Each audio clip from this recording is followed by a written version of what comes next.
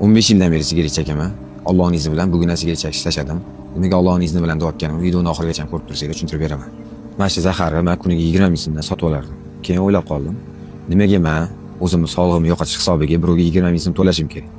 Nimaga men bilib turib o'zim umrimni qisqartirishga sabab bo'layotgan narsaga 20 ming so'mdan kuniga investitsiya qilishim kerak? Nima sababdan men sog'lig'imni yo'qotishim hisobiga u boyib ketish kerak? Shunaqa fikrlar hayolimda aylanurdi va men bugun qaror qildim, sigara chekishni tashlayman deb. Videoni boshida aytganimdek, nimaga Allohning izni bilan sigara chekishni tashladim dedim. Xo'p, buni sababi 2022-yil ham sigara chekishni tashlaganman, rovni 1 yil chekmaganman.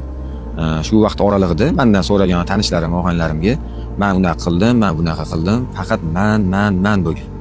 Vaholanki men Allohning izni bilan bu yomon odatimni qutulgan edim. Bu gapim bilan nima demoqchiman? O'zidan so'ranglar, duo qilinglar. Alloh qodir qilmasa, biz hech narsaga erisha olmaymiz. Shuni unutmanglar demoqchi edim. Aytmoqchi bo'lgan gaplarim shular edi. Shotgacha ko'rgan bo'lsanglar, vaqtingiz rozi bo'linglar va kommentariyada o'z fikringizni yozib ketishni unutmanglar. Bu videoda oxirigacha ko'rgan bo'lsanglar, bunaqangi ibratli, ma'noli, mazmunli videolarni qo'yishimdan oldin o'zim 5 martadan 10 martagacha takroran ko'rib, keyin xulosa chiqarib relesimga joylayman. Hozirgi kunda shunaqa harom narsalarni ichuvchan, chekuvchan insonlar juda ham ko'p. Akalar, birinchi o'rinda organizmingizga ziyon, ikkinchi o'rinda cho'ntagingizga ziyon.